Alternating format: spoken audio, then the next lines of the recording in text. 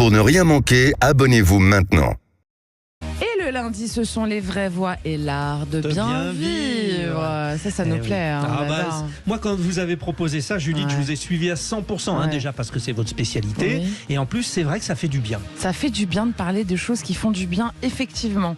Alors ce soir, nous sommes pour le deuxième lundi consécutif avec Hugo Desnoyers, qui est maître artisan boucher. Et premier boucher, attention, à avoir récemment reçu la Légion d'honneur. Également Carole de Bonnat, fondatrice et dirigeante de Bel Ouvrage et Luxury. Déjà, bonsoir Hugo. Bonsoir à vous tous. Pardonnez-moi. Hugo est là, toujours. Voilà, Hugo est là. Ouais. Carole est là aussi. Bonjour Carole. Carole de Bonnat, bonsoir. Bonjour, bonsoir Judith. Bienvenue. Oui, on ne sait plus avec le décalage horaire si c'est le soir, si c'est le matin. Votre décalage à vous voulez dire? Oui, non, mais c'est parce que je regarde la Coupe du Monde de football en Australie. Il faut arrêter de regarder le sport. Voilà, c'est ça. Et puis Dominique Enracte au téléphone, président de la Confédération nationale de la boulangerie-pâtisserie française, que vous connaissez bien sur Sud Radio. Bonsoir Dominique. Bonsoir Judith, bonsoir à tous. Bonsoir. Allez, c'est parti, cher Frédéric. Oui, la communication maître mot pour faire connaître les savoirs d'exception. Nous allons en parler avec nos invités dans notre ère moderne où les informations circulent, c'est vrai, à une vitesse vertigineuse. La communication joue un rôle vital pour faire connaître les savoirs d'exception dont la valeur réside dans le partage avec le plus grand nombre. Grâce à la communication, les frontières s'estompent et le savoir devient un bien commun accessible à tous ceux qui aspirent à l'enrichissement. Eh bien, nous allons en parler. Ouais, voilà. Hugo Desnoyers, justement, vous êtes un grand communicant, vous, parce que vous avez quand même fait 2 bouquins. Dis donc. 5. Je suis désolé, faut que je revoie. Ça veut dire 3 qui sont inavouables ou non, les 5 sont avouables. En plus, c'est des très bons scores. Donc je suis très fier des ventes. Alors oui, donc en fait, vous communiquez et vous communiquez de manière assez intelligente puisque vous communiquez avec du print et puis vous avez fait pas mal de médias. Enfin, c'est aussi comme ça que vous avez été connu. C'est aussi parce qu'on vous êtes bien entouré, Hugo Desnoyers. Est-ce que ça bien entouré, mais surtout avoir choisi aussi les bonnes attachées de presse, parce que j'ai pris il y a longtemps une attachée de presse. Maintenant, j'en ai une autre qui s'appelle Hélène Imbert, avec qui ça se passe très bien. Instagram, la presse. Voilà, donc il faut être autant sur le print, c'est-à-dire tout ce qui est presse écrite, que sur les réseaux, que au front en fait à la boutique aussi, je suppose. Plus à la boutique, c'est sûr, mais c'est vrai que c'est important de faire parler de soi. Ça fait venir des gens, et moi j'ai quand même du monde à payer tous les mois, donc c'est important. Oui. C'est plus intéressant de faire appel donc à ce qu'on appelle un attaché de presse, c'est-à-dire quelqu'un qui va faire des relations avec la presse, plutôt que d'avoir un directeur de communication qui va... J'ai pas les moyens, je pense, d'un directeur de communication, pardon. Mais après, je fais en fonction de mes moyens, et puis... Et vous faites pas mal parce qu'on vous voit, on vous a vu quand même un peu partout. Et quand faire reconnaître un savoir-faire d'exception comme le vôtre, vous êtes comme sur de la boucherie haut de gamme, on peut le dire. Après, il faut avoir quelque chose, un message à passer. Voilà. Oui, c'est ça. Avec du sens. Si on n'a rien à vendre, entre guillemets, ça n'intéresse personne. Il faut que ça intéresse les médias. Exactement. Voilà. Nous, par exemple, ça nous intéresse, mais... a priori, on espère que ça intéresse nos auditeurs aussi. Ah bah oui, évidemment. Carole de Bonnat, je rappelle que vous êtes fondatrice et dirigeante de Bel Ouvrage. Donc rebonsoir Carole. Vous êtes une spécialiste de la communication, évidemment. Vous travaillez sur tous les supports pour valoriser les artisans d'art et les artisans que vous défendez. Évidemment, c'est le maître mot de votre métier, tout bêtement, Carole de Bonnat. Oui. Vous avez posé la question, Frédéric, attaché de presse ou directeur de communication. Oui. Moi, je suis pour le côté attaché de presse parce qu'elle gère plusieurs budgets. Elle est extérieure. Et pour les messages, je trouve que c'est plus intéressant de travailler avec une attachée de presse qu'un directeur de la communication. Et vous, quand vous mettez un événement en place, Carole de Bonnat, vous parlez aux clients que vous allez toucher, aux collectionneurs, etc., à travers ce qu'on appelle du brand content aussi, j'imagine, et du storytelling. C'est un petit peu comme raconter une histoire. Totally fluent. Ce sont des termes de marketing. Donc c'est de la communication sur la marque. Voilà. Donc le brand content, c'est vraiment parler de la marque, effectivement. Puis le storytelling, c'est raconter une histoire pour les auditeurs de Sud Radio. Carole de Bonnat, c'est comme ça que vous procédez ? Oui, je m'appuie beaucoup sur le storytelling, effectivement. Et c'est ce qui permet... Je suis pas très bavarde, pardon. Ben non, vous inquiétez pas. Faites du storytelling, c'est-à-dire ça peut prendre de quoi vous partez d'une idée, d'un produit, et là, ça y est, ça part, l'idée, l'histoire. Je pars de l'identité de l'artiste, de l'artisan ou du créateur, de sa personnalité. Ensuite, ses œuvres. et la tendance du moment, le message qui est souvent qui passe bien. Donc voilà, c'est un mélange des trois ingrédients pour créer un storytelling. D'accord. Dominique Enract, vous qui êtes président de la Confédération nationale de la boulangerie-pâtisserie française, vous êtes notamment à l'origine du passage de la baguette au patrimoine de l'UNESCO il y a très très peu. On imagine que cette nouveauté, ça a été grâce aussi à toute la structure communicante qui a été mise en place pour valoriser la baguette elle-même pendant plusieurs années là. Oui, tout à fait. Alors déjà, on a un bon service communication à la Confédération. On se sert aussi, on travaille beaucoup avec les médias, c'est-à-dire qu'on leur répond n'importe quand. Et c'est vrai que ce dossier baguette à l'UNESCO a été quelque chose qui est parti à l'international. Et ça a été aussi beaucoup repris par en fait nos 33 000 boulangers artisans qui sont en France, qui le portent haut et fort, ce savoir-faire. Donc c'est une communication qui est passée aussi à travers nos professionnels. Donc ça, c'est très important de pouvoir faire passer les produits de qualité, notamment comme le label Boulanger de France aussi, qui a été repris par la presse, en fait, qui est très preneur de tous ces produits de qualité, en fait. Comment concrètement vous avez organisé la démarche pour être reconnu, parce que c'est une instance internationale, vous avez porté à titre personnel, vous vous êtes aidé des médias, il faut faire un petit peu pression, appelons un chat un chat. Alors, c'est-à-dire qu'il y a tout un passage à faire, ça a duré 5 ans quand même. Il a fallu déjà l'inscrire selon des normes avec le ministère de la Culture qui sont très précises, et aussi d'identifier les communautés qui portent ce dossier. Et en fait, vraiment, on a eu beaucoup de chance d'être supportés par la filière, le blé, farine, pain, tous les profs, tous les journalistes aussi nous ont beaucoup aidés. Et après, quand on est parti à l'international, alors là, effectivement, c'est plus un côté politique, puisqu'il faut qu'à un moment, la France décide de prendre un dossier qui partira à l'international, et c'est un dossier tous les 2 ans. Donc, effectivement, il y a un travail de lobbying, d'expliquer le pourquoi du comment, etc., de l'importance de ce dossier. Alors donc, effectivement, on se sert de tout le monde. Le travail de lobbying, c'est vrai pour toutes les professions aussi du goût, comme les bouchers. Hugo Desnoyers, Hugo Desnoyers, vous voulez remettre la viande française à l'honneur. Alors je vous donne un petit extrait quand même d'un discours d'Emmanuel Macron lors du grand rendez-vous sur la souveraineté alimentaire, qui disait que les tables françaises de la restauration servent plus de 60% de la viande qui n'est pas française. C'est assez scandaleux. Moi, ça me désole, bien sûr. Moi, j'ai fait mon fonds de commerce et ma politique, ma bataille au quotidien, c'est justement de faire travailler les éleveurs français. Et on a la chance d'avoir un terroir d'exception en France. Vraiment, ça me désole.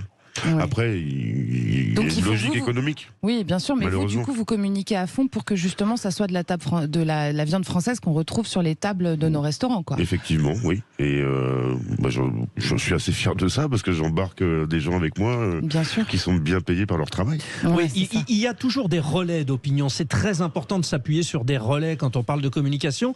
Qui sont vos meilleurs relais, finalement, pour promouvoir cette viande de qualité ? Ça a été les médias en général, de manière générale, vraiment, oui, ça a fait un énorme coup de boost pour la maison, pour la boutique, la première au départ, et puis les 2 après. Ça a été vraiment les médias. Moi, je les remercie toujours, comme vous aujourd'hui. C'est hyper important de pouvoir parler de nous. Avant, c'était les chefs qui étaient mis en avant de façon extrême, je peux dire, et puis je pense que les journalistes ont voulu voir aussi ce qui se passait de l'autre côté de la barrière, et c'est là que nous sommes arrivés. Il y a tout un tas de concours aussi qui sont organisés. Ça, finalement, c'est ludique, ça attire l'attention. C'est un plus pour une démarche de communication. Alors c'est bien, je vois ça fait rêver, le concours du meilleur ouvrier de France, mais je pense que c'est pas assez médiatisé, parce que c'est vraiment une épreuve très très très difficile, autant qu'elle soit en cuisine ou dans d'autres corps de métier. Et oui, je pense malheureusement même l'État français devrait, par son ministère de l'Agriculture, du Travail, donner un coup de main justement pour mettre en lumière ce genre de et mettre en lumière, ça passe par communiquer et par parler. Carole de Bonnat, même si c'est pas trop votre truc à la radio, faut qu'on discute un peu avec vous quand même. Le luxe, c'est plus qu'une expérience à vivre, justement, c'est vraiment une expérience aujourd'hui, ce qui est plus que de la consommation, juste de la consommation comme c'était le cas auparavant. Là, on est vraiment sur des gens qui cherchent l'expérience du toucher peut-être, l'expérience de la marque elle-même, etc. Et c'est aussi comme ça que vous leur donnez envie en leur racontant, parce que je rappelle aussi que vous occupez pas mal de haute joaillerie, de haute horlogerie. Donc, le mot qu'on aime bien dire dans ces cas-là, c'est faire savoir le savoir-faire. Oui, vous avez tout dit. Je dis, j'ai plus grand-chose à dire parce qu'effectivement, l'expérience est très très importante. Surtout pour toucher un nouveau public, une nouvelle clientèle. Il faut le faire vivre avec l'objet. Dans les voitures de luxe, par exemple, organiser un circuit, vivre avec cette voiture. L'expérience, oui, est très importante, sensorielle, comme vous avez dit, effectivement, le toucher. Et bien alors, ce qui est intéressant, vous trois, parce que la baguette, c'est une spécialité française, la viande, c'est une de nos spécialités, et le luxe aussi. En fait, vous êtes porté par le drapeau français aussi, Carole. Oui, par le Made in France, ouais. Ah bah, oui. Exactement, quand même, la culture française du luxe, du savoir-faire, elle date depuis des siècles. C'est très très important, ça aussi, on s'exporte bien, le Made in France s'exporte super bien. Ça aide, c'est la bonne étiquette. Ouais, Dominique Enrac, le Made in France et Boulanger de France, ça va avec, hein, et c'est aussi ça qui fait notre exception, quoi, très rapidement. Tout à fait. Vraiment, on a quand même une véritable marque au niveau de l'alimentaire en France. Et on voit bien souvent dans les écoles à l'étranger, tous les chefs, que ce soit cuisiniers, au bar, en boulangerie, en boucherie, en pâtisserie, sont des chefs français. C'est-à-dire qu'on a un véritable savoir-faire, sans vouloir être trop chauvin, mais qui est vraiment reconnu dans le monde entier. Donc effectivement, et c'est aussi des commerces qui marchent bien en France, puisque les gens vont quand même et vont de plus en plus dans les commerces de proximité. Que ce soit la boulangerie, la boucherie, la pâtisserie, la charcuterie, ça marche bien. Chers auditeurs, allez-y vite fait, Hugo Desnoyers. Très vite, parce qu'on va y revenir. Allez, C'était 0826 le passage 300 300, communication. vous nous appelez, vous réagissez. Chers auditeurs, on vous attend. Ce sont les vraies voix de l'art de bien vivre ce soir. Surtout, restez là. On revient. À tout de suite. Les vraies voix de l'été Sud Radio, 17h-20h, Frédéric Brindel, Judith Belair. Les vraies voix et l'art de bien vivre, c'est tous les lundis et c'est le plaisir de parler du savoir-faire de nos artisans, de la nourriture, du savoir-faire de nos joailliers, de notre savoir-faire français qui, sans être chauvin, est quand même séculaire et peu reproduit dans le monde. Cher Frédéric. Oui, on s'intéresse au lieu, l'ADN de la rencontre avec les créateurs. Le lieu, oui, ça change tout. Depuis des siècles, les lieux ont joué un rôle dans l'épanouissement des artistes, des penseurs et des inventeurs, devenant du coup des sources d'inspiration inépuisables et des terrains fertiles pour les idées de toutes sortes, mais surtout novatrices. Alors le lieu agit également comme un catalyseur de rencontres et comme la meilleure vitrine de l'aura du créateur, qui s'en saisit, qui l'investit. C'est vachement bien écrit ce que vous lisez. Hein. Oui. Alors Hugo Desnoyers, ce lieu, vous, ça a commencé par là. Hein. Vous avez commencé par la rue Boulard dans le 14e. Rue Mouton du Vernet, juste à côté. Mouton du Vernet, il y a même une station de métro, Mouton du Vernet. Exactement. Tout à fait, bravo. Géographie avec Frédéric Brindel. 50 mètres carrés. Vous avez commencé petit, ensuite rue Boulard. J'étais tout seul. Voilà. Et ensuite, la rue du Docteur Blanche dans le 16e. La rue du Docteur Blanche, je voulais faire de la naissance à l'assiette. Voilà, c'est ça. Vous n'avez pas gardé le boulard, si voilà. Si, j'ai gardé la rue Boulard. Voilà. Si, vous n'avez pas le boulet. Donc le lieu dans votre vie, Hugo Desnoyers, c'est un peu la base, quoi. Parce que c'est là que tout se passe. Le lieu, je suis très heureux d'avoir créé, entre guillemets, ce que j'ai fait dans le 16e, la boucherie-restaurant avec table d'hôte en bio et tout ça. C'est pas ostentatoire, c'est assez classe, voilà. Et puis, on arrive à sublimer nos produits. Et c'est vraiment super sympa. Et il y a le lieu où vous officiez, puis les lieux où vous livrez, parce qu'il y a eu notamment l'Élysée, il y a eu le Sénat, il y a eu le Bristol, il y en a plein. Gagnère, la Strance, le Relais Louis XIII. Ça va, c'est pas des clients exigeants. C'est la crème de la crème. Donc finalement, vous, c'est en créant un lieu que vous avez pu toucher ces lieux-là aussi, c'est-à-dire en le personnalisant, incarnant. C'est pas en créant un lieu, c'est dès le départ, c'est parce qu'il y avait un très bon produit à la base que j'ai battu la campagne pour aller chercher les Baudelaire, les vaches, les choses comme ça, les agneaux. Et c'est pour le produit, à la limite je dirais que ma trombinette, ils en ont rien à faire, c'est le produit qu'ils veulent pour leurs clients également. Votre trombinette, elle joue un peu aussi, Hugo Desnoyers, si je peux me permettre. On a un peu de voix. L'incarnation. On a un peu de voix. Oui, mais vous incarnez votre métier, vous incarnez votre passion, vous incarnez le lieu que vous ouvrez. J'ai de la chance dans la vie d'être tombé sur le métier qui me passionne, bien sûr.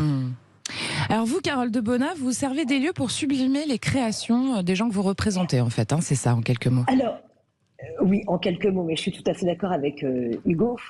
Je peux essayer de sublimer par un lieu, mais il faut que l'œuvre, le produit, qu'il y ait une bonne matière.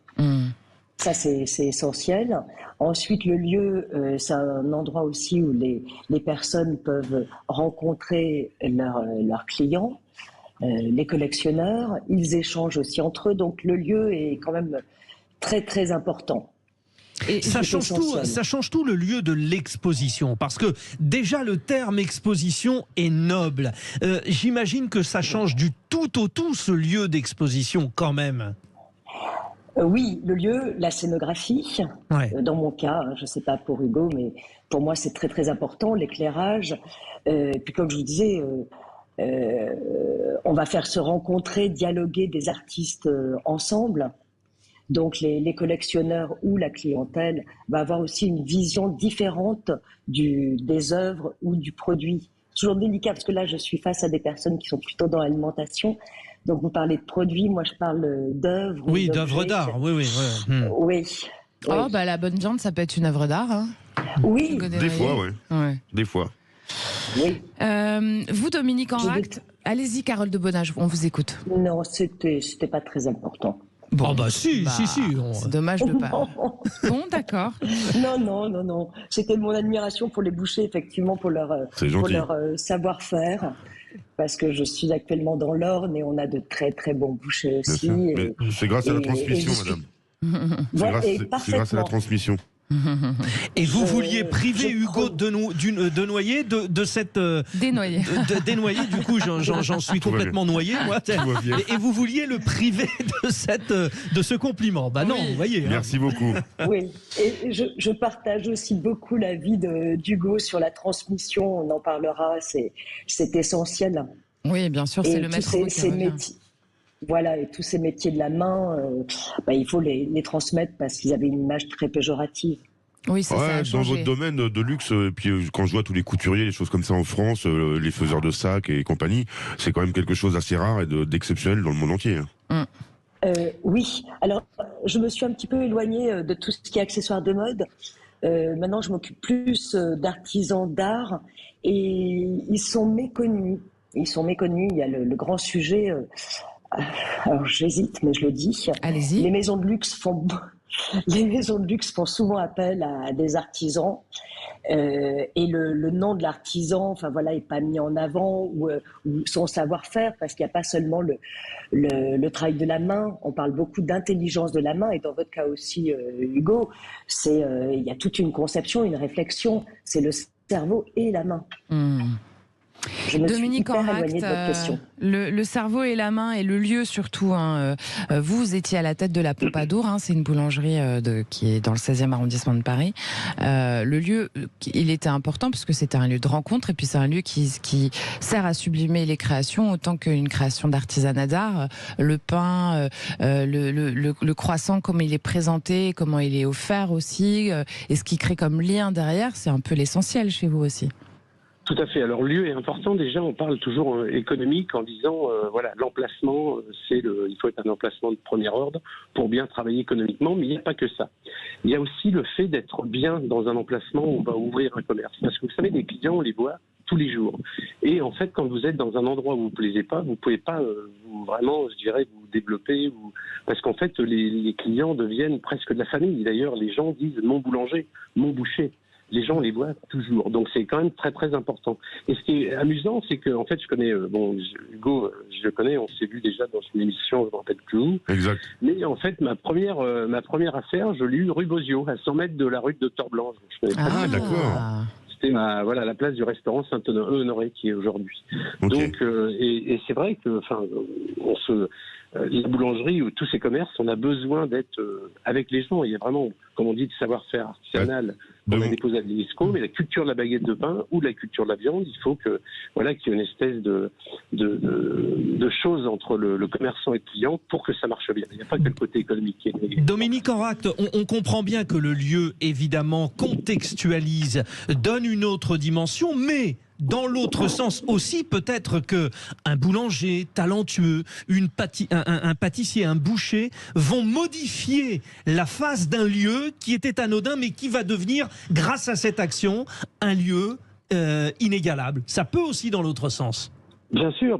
On parle, par exemple, quand on dit une affaire, ça devient une institution. C'est-à-dire, on va là-bas et quelquefois, 30 ans après, les gens, je me rappelle, j'allais prendre, par exemple, mon croissant. Bon, j'ai la Pompadour, parce que je parlais de celle-là, mais effectivement, les gens arrivent à marquer un lieu et ça rentre dans les habitudes. Les gens, le soir, font un détour pour aller là, etc. Donc, c'est vraiment quelque chose de très fort. Hugo Desnoyers. Oui, une institution, ça devient des fois même une marque. Quand on voit, je sais pas, des exemples Poilane ou des choses comme ça dans votre domaine. Oui, tout à fait. Carole de Bonnat, finalement, ce qu'on entend ici, c'est vrai pour les artisans d'art aussi. Hein, c'est important qu'ils s'approprient. Oui. C'est aussi comme ça qu'ils ouvrent leur savoir-faire, c'est en faisant découvrir leur lieu et leur ADN, quoi. Oui, et qu'ils transmettent aussi à un plus jeune public. Dominique parlait de l'emplacement qui est primordial, c'est vrai. Eh bien, merci à tous les trois. On continue, restez avec nous, chers auditeurs. On continue sur cet échange sur les savoir-faire d'exception, qu'ils soient dans l'artisanat d'art, par exemple, ou dans la nourriture, la boucherie, les métiers de bouche, les métiers du savoir-faire de notre bonne France. C'est chaud, c'est bon. Il parle de la baguette, mais bien sûr. Voilà. Et de la bonne viande voilà. aussi. Allez, à tout de suite. Ça croustille aussi. Les vraies voix de l'été Sud Radio, 17h-20h, Frédéric Brindel, Judith Belair. Les vraies voix de l'art de le bien vivre sont avec vous ce soir, chers auditeurs. Nous sommes avec Hugo Desnoyers, qui est boucher d'exception, Carole de Bonnat, qui est communicante d'exception, puis Dominique Enrac, qui est président de la Confédération des boulangers et des pâtissiers français. Alors, il y a un truc important dans le savoir-faire, oui. C'est l'éthique. Ah oui, l'éthique. D'ailleurs, vous pouvez nous en parler au 0826 300 300 si vous êtes aussi un artisan, un artiste. Parce que l'éthique et savoir-faire d'exception, bien, ça passe déjà par maintenir des normes élevées. Maintenir des normes élevées en matière d'éthique est bien plus qu'une simple aspiration. Certains diraient que c'est un devoir moral envers la société et les générations futures. Nous y pensons, les enfants, les petits-enfants. Cela requiert une vigilance constante et une remise en question régulière de nos pratiques. L'éthique et le savoir-faire d'exception sont indissociables du progrès durable et de l'épanouissement individuel et collectif. Alors, éthique et savoir-faire d'exception, indissociables du progrès durable et de l'épanouissement. Vous avez par exemple, Hugo Desnoyers, co-signé une tribune de L214 pour dénoncer l'élevage intensif. Bien sûr. Il y a une vraie éthique de traçabilité en général. Allez-y. Bien sûr, oui. Et puis la manière dont, L214, on a des échanges assez importants. Je trouve ça génial parce que c'est aussi l'éthique du bien-être animal. Et ils ont fait énormément de choses qui sont choquantes parce que c'est aussi une politique qu'ils ont, mais qui sont nécessaires, moi je dirais.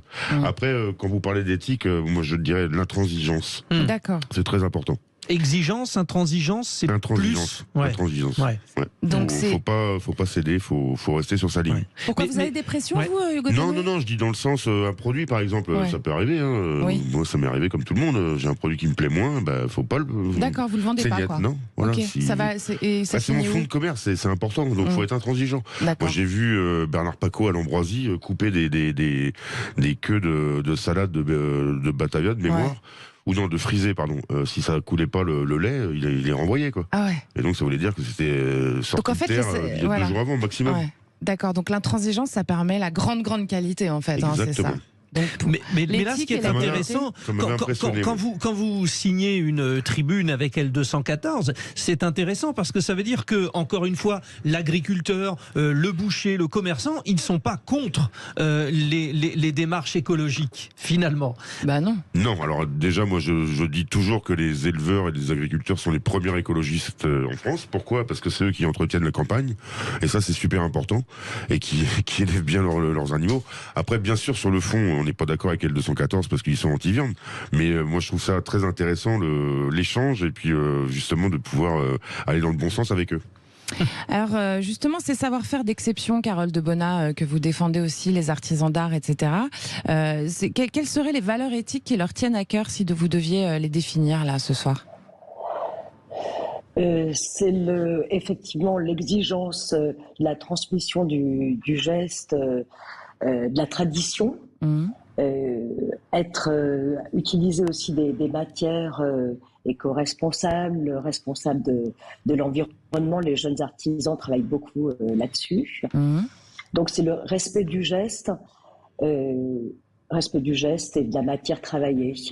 C'est pas si simple le combat des artisans en ce moment, et notamment je parle pendant cette période de vacances pour certains. Vous allez dans les villages d'artisans et souvent on retrouve les mêmes choses que dans l'autre village. C'est comme si finalement il y avait des artisans qui se disaient artisans mais qui ne l'étaient pas. Oui, je suis assez d'accord avec vous. Justement, les choses sont en train de changer. Il y a eu une exigence de la part, enfin, en tout cas de ma part, avec des personnes de mon équipe, on prône justement la défense de l'artisan d'art, parce qu'on a vu beaucoup de choses avec l'étiquetage artisanat, et en fait, il n'y avait pas du tout le respect. Enfin, comment dire ? Oui, il n'y avait pas le respect forcément d'une qualité ou d'un savoir-faire, d'une tradition. Donc maintenant, justement, nous sommes en train de mettre en place différents lieux où on présentera pas la même chose. On respecte aussi l'artisanat, on travaille avec des produits locaux ou des matières locales. Donc vous n'allez pas retrouver dans l'Orne la même chose que vous allez retrouver dans la Creuse ou en Île-de-France. Alors justement, vous parliez des labels, du label Artisan de France. Il y a le label Boulanger de France qui pour le coup est un label de charte de qualité qui a été lancé par la Confédération de Dominique Enracte. On va revenir dessus après. On en a parlé l'autre jour là où vous m'aviez dit pas de pain congelé, tout ça. Exactement. Là. Maintenant je sais. Voilà. Pour les artisans d'art, pour les reconnaître, il y a un label qui s'appelle Entreprise du patrimoine vivant. Est-ce que celui-là il est galvaudé ou est-ce que ça marche, Carole Debona ? Non, ça marche. Il y a différents labels et c'est très compliqué. Nous sommes en train justement de travailler avec le ministère de la Culture et de l'Industrie parce que l'artisanat n'a pas sa branche. On retrouve des artisans dans la Chambre des métiers, dans la Maison des artistes. Certains sont regroupés, donc il y a effectivement le patrimoine vivant, il y a les maîtres d'art. Il y a les prix Bettencourt, enfin il y a une multitude et c'est assez complexe. Donc là on essaie et d'ailleurs le comité Colbert fait un travail de répertorier tout ça avec une agence. Donc les frontières, ensuite artisans, artistes, les artisans dont je m'occupe sont proches aussi plutôt d'artistes. Comme je le disais, il y a le travail de la main, mais il y a le travail aussi cérébral. La réflexion, une interprétation de l'époque qui se retranscrit par le geste. Bien sûr. Justement, on passe à vous un petit peu, Dominique Enracte, vous êtes avec nous, bien sûr. Dominique, là on parle d'éthique, on revient un peu au sujet de base. Les conséquences d'un manque d'éthique, puisque vous parlez de pain congelé tout à l'heure, Frédéric Brindel, il y a des boulangers qui vendent du pain congelé. Les conséquences de ce manque d'éthique, en fait, c'est justement potentiellement une dévalorisation de l'image de la profession. Donc c'est pour ça que c'est très important de maintenir la qualité, Dominique Enracte.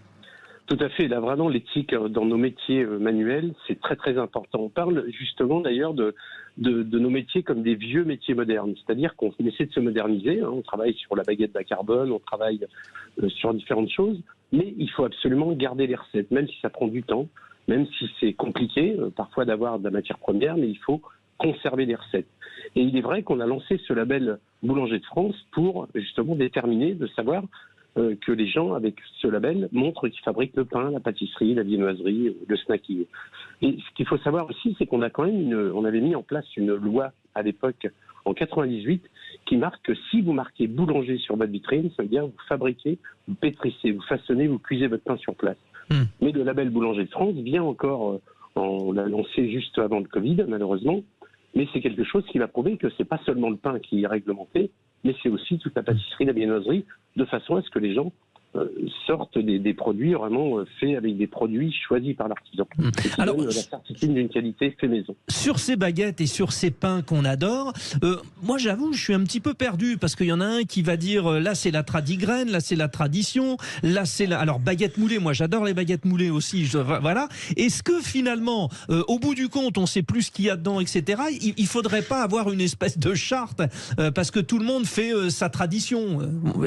Alors, vous avez la baguette de tradition et aussi une loi, elle, de 93, qui détermine une farine de tradition dans laquelle il n'y aura pas de congélation non plus, pas d'améliorant. Donc on sait quand même quelqu'un qui fait de la baguette de tradition, il faut absolument qu'il n'y ait pas d'améliorant, qu'il n'y ait rien d'autre que de la farine, de l'eau, du sel et de la levure.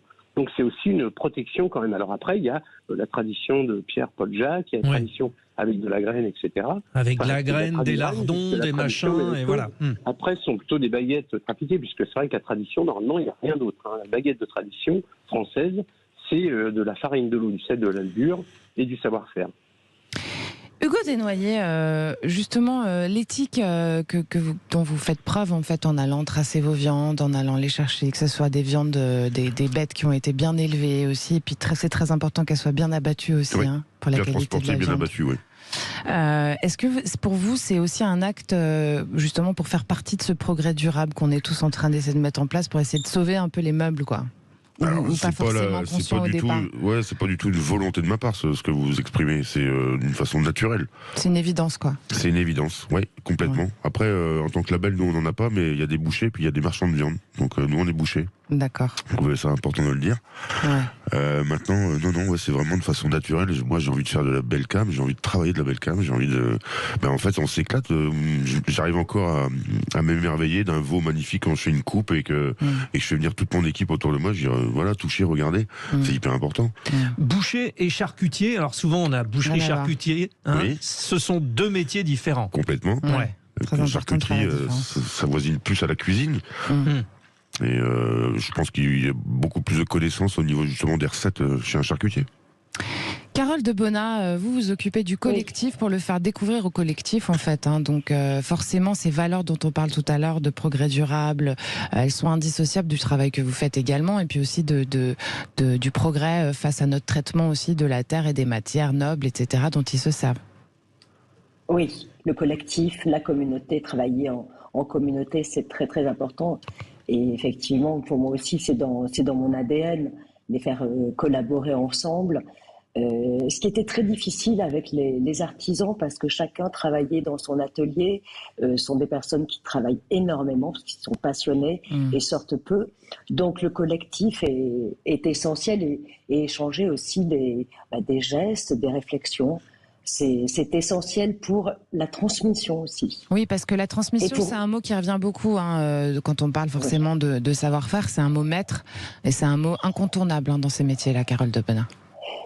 Oui, parce qu'il y a un grand travail à faire, même pour les bouchers charcutiers. Excusez-moi, je suis partie, j'ai écouté Hugo parce que je suis passionnée de charcuterie. Allez-y, on vous en prie. Ce sont des métiers que je découvre, le savoir. Ce sont des métiers que je découvre depuis que je suis à la campagne. J'ai ouvert mon dernier livre. Voilà, donc j'ai... oui, je vais aller l'acheter. Je vais l'acheter. Artisan boucher, tiens. Voilà, il ne pourra pas être dédicacé parce que je suis loin, mais voilà. On va arranger ça, on va arranger ça. Vous inquiétez pas. Je vous sens bien partis tous les deux. Moi, je dis ça comme ça. Non, Tourne les manèges. C'est une passion que je me suis découverte. Et effectivement, ce sont des artisans. Jusqu'à présent, je travaillais beaucoup avec les artisans d'art autour d'objets, qu'on peut connaître à la marqueterie.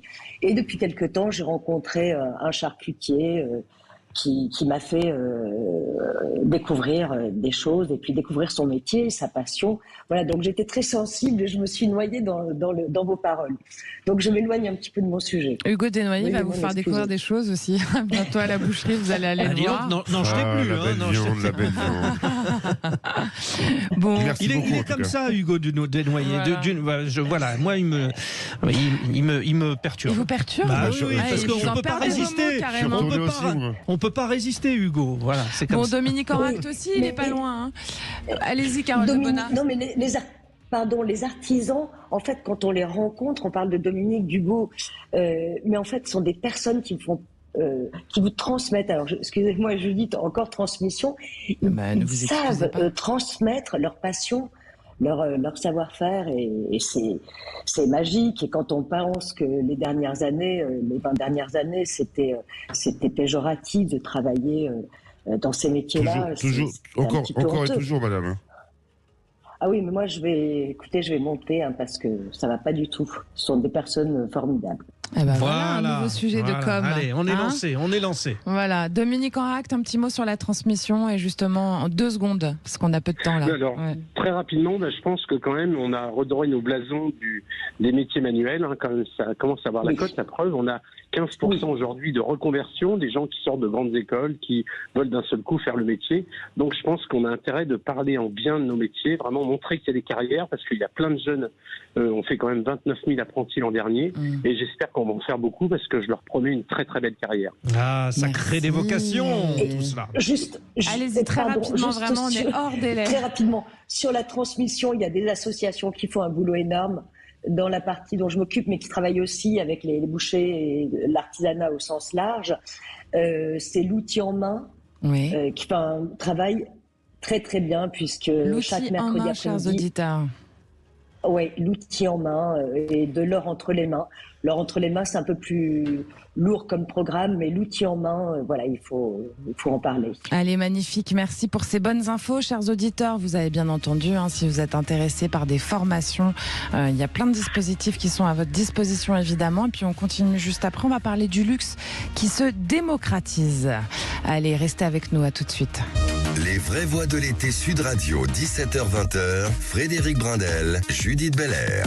Les vraies voix de l'art de bien vivre se font plaisir sur Sud Radio tous les lundis. Nous sommes en présence de Hugo Desnoyers, Dominique Enract et Carole Debona. Et nous parlons maintenant de la démocratisation du luxe qu'on a tous remarqué. Vous l'avez tous vu, Pharrell Williams faire le défilé Vuitton. Bah voilà. Ah bon ? Moi, je l'ai pas vu. Ah bah vous auriez pu. Bon, en tout cas, nous avons un boucher, c'est du luxe. Un boulanger-pâtissier, c'est du luxe. Bon, après, une artiste, évidemment. Non, c'est pas une artiste. Ah oui, mais quand même, les artisans. Grande communicante qui valorise l'artisanat d'art français. Oui. Alors, très mauvaise communicante pour moi-même, mais... Bon, non, mais les artisans, pour moi, sont des artistes. C'est ce que je voulais dire. Alors, le luxe s'ouvre désormais à un public plus large, quand même. Ça se démocratise, permettant au plus grand nombre de consommateurs d'accéder à des produits et des expériences haut de gamme. Ça dépend comment on le répartit. C'est une tendance qui pousse. Les acteurs du luxe donc se réinventent. Ils s'ouvrent de nouveaux marchés tout en préservant l'essence même du luxe, à savoir l'exclusivité, ma chère, la qualité et l'expérience unique qu'il offre. C'est le luxe. Merci pour cette magnifique introduction. Il faut Alors, Carole Debona, justement, il y a eu un changement dans la conception-consommation. Alors, même si mon confrère n'a pas vu le défilé Vuitton, pas du tout, designé par Pharrell Williams, c'est le début d'un changement de mentalité, parce que je pense que c'est une chose qui aurait été impensable il y a une dizaine d'années. Donc, cette démocratisation vient aussi du fait que les gens qui consomment ont changé. Qu'est-ce que vous en pensez ? Oui, je suis au cœur du sujet. Donc, je suis pour et contre. La démocratisation, effectivement, pour toucher un nouveau public. On le voit, les marques de luxe, vous l'avez dit, Vuitton, Chanel, introduisent dans leur collection un petit peu plus de streetwear, des casquettes, des doudounes, voilà, qui touchent un public plus jeune et qui a un pouvoir d'achat aussi très très important. Bien sûr. Donc ça, c'est très bien. Mais il faut aussi qu'ils fassent attention à pas désacraliser une marque. Donc ça, les communicants sont très très forts, parce qu'effectivement, dans les publicités, dans la communication, on va parler des séries limitées, des éditions limitées. Et puis en fait, le chiffre d'affaires est fait avec 80% des autres produits. Oui, parce ce que disait Frédéric en introduction, c'est qu'on parle d'exclusivité, de qualité, puis surtout d'expérience maintenant, quand on consomme du luxe. Oui. Alors, qu'est-ce qui change justement dans ce rapport à l'expérience ? Les magasins, déjà, quand on se rend dans un flagship, c'est-à-dire un magasin qui est dédié entièrement à la marque, il y a l'expérience client, alors expérience sensorielle, avoir un service. Les services sont très très importants. Quand vous achetez sur Internet, via Internet, vous n'avez pas ce service-là. Et d'ailleurs, ce ne sont pas les mêmes produits qui sont en vente. Oui, bien sûr. J'ai oublié votre question, Judith. Non, mais c'est pas grave. On parlait d'exclusivité, de qualité et d'expérience unique. Tiens, on va passer à vous, Hugo Desnoyers. Vous, l'exclusivité, la qualité, l'expérience unique, c'est trois mots qui vous définissent tout à fait. Voilà, c'est ça. Ouais, on essaye de, justement, grâce à mes éleveurs, on fait des viandes, je vais pas dire rares, mais non plus d'exception, mais si, on fait notre métier, quoi. On fait notre métier. Après, le luxe, attention, on a vu ce que c'est. C'est l'exception. Oui, mais ça, on a vu aussi qu'il y a eu, comme disait tout à l'heure l'heure, madame. Carole de Bonnat. Il y a eu des problèmes. Quand on regarde le saumon, on regarde le caviar, le luxe, c'en était. Ouais. Aujourd'hui, c'est complètement galvaudé. Ouais. Ça dépend des marques. D'ailleurs, Ça dépend des marques, mais quand même. Ouais. Sur le luxe, quand même, parce que bon, il y a ceux qui peuvent se l'offrir et ceux qui, comme moi, ne peuvent pas se l'offrir. Mais est-ce que, de temps en temps, finalement, de se dire, tiens, j'ai pas les moyens, mais là, je vais économiser. Et là, je vais faire un coup. Je vais y aller. Plaisir, ouais. Voilà. Bien sûr. Ça, est-ce que vous le voyez de plus en plus, Hugo? Alors, de plus en plus, non, on le voit régulièrement, oui, on le voit toutes les semaines, des gens, et puis de toute façon, on connaît notre clientèle, on la connaît bien. Et oui, il y a des gens, j'ai même des anecdotes. Allez-y, une petite anecdote. Ouais, j'ai une mamie, il y a 2 Noëls de ça, elle est venue, il y avait plein de monde dans la boutique, et puis elle m'attendait à côté de mon bio, donc à un moment donné, j'ai bien compris qu'elle voulait me parler. Elle me dit, voilà, monsieur Desnoyers, en fait, j'ai pas d'argent, mais je rêve d'un morceau de viande de chez vous. Donc bien sûr, elle est repartie avec un morceau de viande de chez nous. Ouais, connaissant Hugo, il a craqué, ça c'est obligé. C'est obligé. Et franchement, c'est pas du pipeau de médiatisation, c'est vraiment ce qui m'arrive, voilà. Et je trouve ça, c'est là qu'on parlait justement des artisans qui sont réussis à faire un trou, à faire pas une marque, mais à faire parler d'eux. Je trouve ça génial. Parce que les modes de consommation, là vous parlez de la dame qui avait pas de sous, mais vous avez aussi par exemple le jeune qui va se dire, tiens, au lieu d'aller manger de la viande tous les jours, je vais m'en acheter une fois par semaine uniquement chez Hugo Desnoyers parce que je sais que je mange de la qualité. S'il fait ça, il a tout à fait raison. Merci beaucoup Judith. C'est ce que fait Judith, elle mange Judith, de la salade. C'est ce que fait Judith, elle mange de la salade toute la semaine et puis le vendredi Hugo Desnoyers. C'est important, oui, bien sûr, de se faire plaisir. Carole de Bonnat. Et dans la démocratisation du luxe, on doit aussi parler du marché de seconde main. Parce que Frédéric disait, je vais économiser toute ma vie, enfin pas toute ma vie, pardon, je vais économiser un certain temps. Alors c'est pas valable pour Dominique ou Hugo, parce que de la viande ou une baguette de seconde main, c'est pas génial. Mais dans le luxe, que ce soit l'artisanat ou les grandes maisons, le marché de la seconde main se développe. Oui, de plus en plus, effectivement. Voilà. Et le dépasse parfois, c'est ça, non?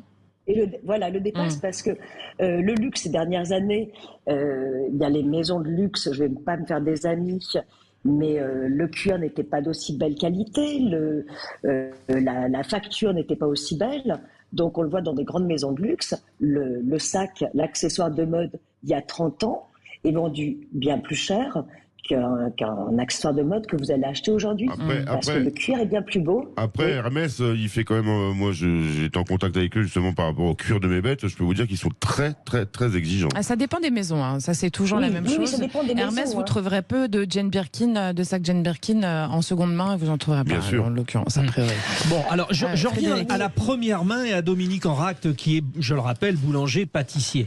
Très vite, on peut se retrouver en situation d'avoir envie de déguster le magnifique. Je pense notamment dans la pâtisserie.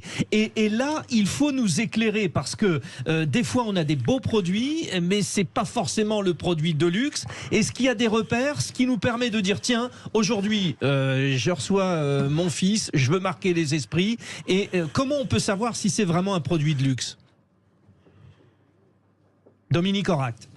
Je dirais que c'est pas des produits. J'ai parlé de produits de qualité parce que le luxe, chez nous, en fait, on a 12 millions de clients chaque jour et ce qu'on veut, c'est que ça soit la qualité pour tout le monde.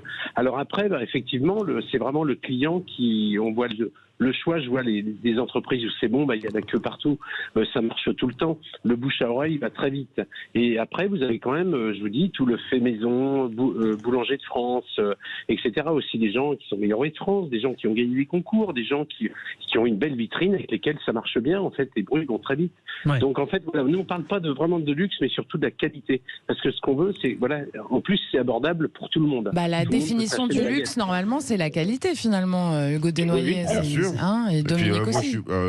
Comme vous le dites si bien, moi je suis impressionné justement des pâtissiers dans le domaine du luxe. On voit des Pierre Armé, on voit des Michalak, on voit des gens qui sortent du lot et qui font vraiment. Dans les grands hôtels aussi. Pierre Armé élu par ses pairs meilleur pâtissier au monde. Ça c'est une sacrée reconnaissance. Carole de Bonnat, vous aviez un petit mot à dire. Oui, je voulais parler, mais c'est pas valable pour l'alimentation et je suis désolée. Ne soyez pas désolée, le but c'est de mélanger les genres. Hein. C'est pour ça que je vous ai invité. Voilà, allez-y. Jean-Louis Dumas disait le luxe c'est un objet qui peut se réparer. Ouais. Donc c'est de la qualité. Alors j'ai une autre. Voilà, c'est la qualité. J'ai une autre définition du luxe qui me plaît beaucoup et qui peut s'appliquer à ces messieurs. Le luxe, c'est la beauté des mystères de fabrication et de ses secrets. Ah, alors ça, c'est plutôt... C'est très beau. Dominique Enrac, vous avez envie de réagir, ouais. Oui, je disais que c'est exactement ça, hein, le produit avec une recette, on va chercher des produits, comme Joie Hugo va chercher ses bêtes, nous on va choisir notre farine, notre beurre, nos amandes, notre chocolat, etc. Donc et puis on garde nos secrets, donc on est dans le luxe. Voilà, et dans le luxe, il y a une politesse, la discrétion, voilà, le secret. La classe. Ça, c'est beau, la classe, c'est beau. Moi, j'adore le luxe. Mais pas le luxe ostentatoire. Hein. Alors, qu'est-ce que ça serait votre définition du luxe? Voilà, la définition du luxe pour finir. Sur l'aspect ostentatoire, n'oublions pas que c'est un positionnement social aussi, le luxe. Hein. Ça dépend. Donc, il ne faut pas l'oublier. Oui, mais pour moi, le luxe, ça va aussi avec culture, connaissance, curiosité. Et ça, ce luxe dont vous parlez, excusez-moi, je fais la grimace. Je l'aime pas du tout. Ouais. Je peux pas. Donc le vrai luxe, en fait, c'est la discrétion, le secret, le savoir-faire, l'élégance. Bon, là, en l'occurrence, dans l'artisanat d'art en général. Et puis finalement, ça va très bien au boulanger et au boucher aussi, ouais. Et oui, voilà. Et je trouve que ça englobe bien tous les secteurs de haute qualité. Hugo Desnoyers, votre définition du luxe, c'est aussi ça, c'est la qualité. Un art de vivre. Ouais. Tout simplement. L'art de bien vivre. Oui. Moi, j'adore une belle voiture, j'adore bien manger, j'adore aller dans une belle maison, j'adore être bien reçu. Voilà, je trouve que pour vous c'est faire important. plaisir. Donc Exactement, c'est le plaisir, ça me fait plaisir. Il n'y a pas besoin de l'ostentatoire aussi me répugne. Ouais. Ouais, Sauf qu'il n'est pas accessible à tous, le luxe, et que quand on évoquait ce sujet en disant rendre accessible le luxe, jusqu'où, jusque quand finalement? Ouais. Moi personnellement, je ne peux pas offrir un sac Hermès à ma compagne, par exemple. Donc il faudra mettre de côté. Ouais. Non, mais je trouve la démarche hyper importante et géniale d'ailleurs. Au contraire. Mais finalement, est-ce que le luxe... Je vous donnerai des tuyaux, Hugo. Oh, avec plaisir. moi aussi, je vais noter. Je vous envoie mon 06 juste après l'antenne. Ouh là là. Mais cessez de m'appeler madame. Hein. Oui, arrête de l'appeler madame. Oui, arrêtez. Bon. Donc, nous aimons tous. Voilà, c'est l'amour flou. Mais oui, mais c'est ça l'artisanat, le luxe, c'est ça, c'est la convivialité. La plus belle chose du luxe personnellement que j'ai, c'est quand je fais une belle table de copains et d'amis, copains-copines. Donc le luxe, il y a un vrai partage. permettez-moi juste de faire un petit point. Le luxe, finalement, c'est un peu ce qu'on a envie d'y mettre. Hein. C'est chacun sa vision. Donc ça peut être effectivement aller consommer chez des grandes enseignes de luxe, mais ça peut aussi aller acheter l'objet chez l'artisan du coin, l'artisan d'art qui fait des très belles choses, acheter de la viande chez Hugo, ou aller découvrir un meilleur ouvrier de France avec vous, Dominique Enrac. Finalement, votre définition du luxe en quelques mots? Écoutez, je crois que le luxe, pour vraiment le voir dans nos métiers, il faut aller à l'étranger. Quand un artisan s'installe à l'étranger, il est considéré comme un artisan de luxe. Ouais. Et c'est là que vraiment ça passe. Parce que nous, on est habitués à cette qualité finalement. Bien sûr. Quand même, on les a tous les jours, partout, avec tous les artisans qu'on peut avoir.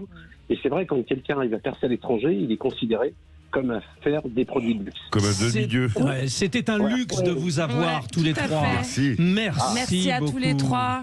Je vous rappelle qu'on était donc avec vous, Carole Debona. Vous êtes fondatrice et dirigeante de Bel Ouvrage. D'ailleurs, il suffit de taper sur Internet pour trouver ce que vous faites. Merci d'être venu. Dominique Enrac, président de la Confédération nationale de la boulangerie-pâtisserie française. Vous savez que vous êtes chez vous ici, vous revenez quand vous voulez. Dominique. Merci.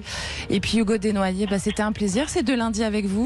Il n'est pas ici chez lui, c'est nous qui sommes chez lui. Voilà. Mangez de la bonne viande, vous aurez de beaux enfants. Ma maman en mangeait souvent. Voilà. Allez, tout de suite Yvan Cujouz, la musique sur Sud Radio avec Christophe Maé comme invité. Salut.